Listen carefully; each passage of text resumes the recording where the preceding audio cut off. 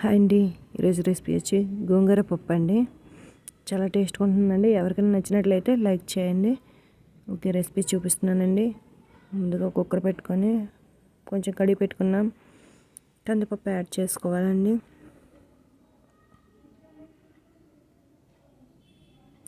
Next కడిగి పెట్టుకున్న గోంగూర add చేసుకుంటున్నానండి. నేను 2 టమాటాలు యాడ్ చేసుకోండి.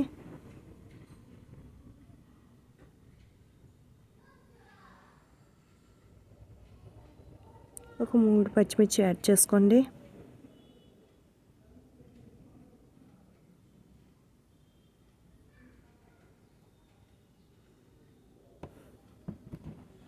వన్ గ్లాస్ ఆఫ్ వాటర్ వేసుకున్నానండి నేను. పసుపు యాడ్ చేసుకోండి.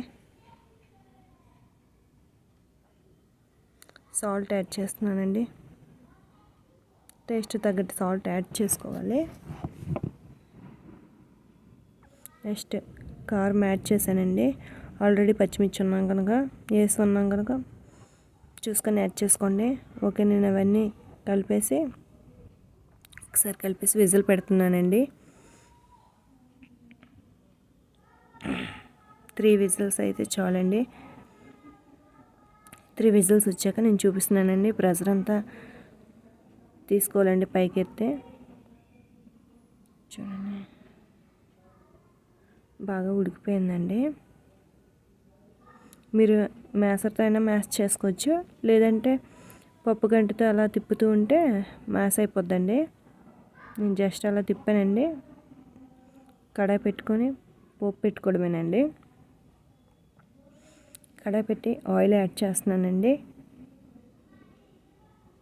ఆయిల్ లైట్గా హీట్ ఎక్కాక పోపులు యాడ్ చేస్తానండి నేను ఎప్పుడూ.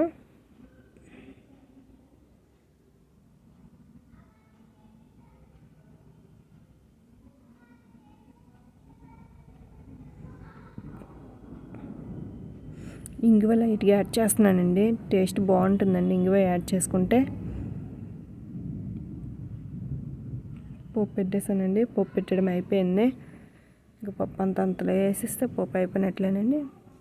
గోంగూర పప్పు రెడీ అయిపోయిందండి. ఎంత టేస్ట్ అయిన గోంగూర పప్పు చాలా టేస్ట్గా ఉందండి. గోంగూర పప్పు మీరు కూడా ఒకసారి ట్రై చేయండి. ఓకే, నచ్చినట్లయితే లైక్ చేయండి, షేర్ చేయండి, సబ్స్క్రైబ్ చేయండి. Thank you.